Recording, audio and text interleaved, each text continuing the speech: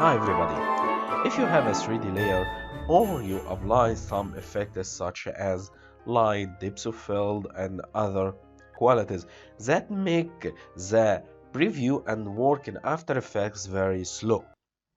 So these qualities affect the playback quality, and with heavy project you find it impossible to continue work with these features, and you find the work very slow because elements 3D elements and light 3D camera objects drawn in 3D camera 3D features such as light, depth of field, motion blur, all these features lower the speed of work. Here comes the 3D draft 3D.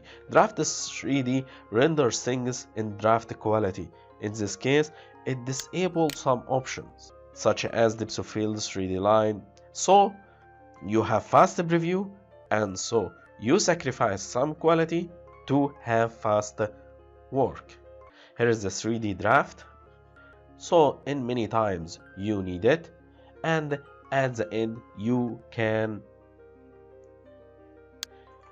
return your project to its original quality.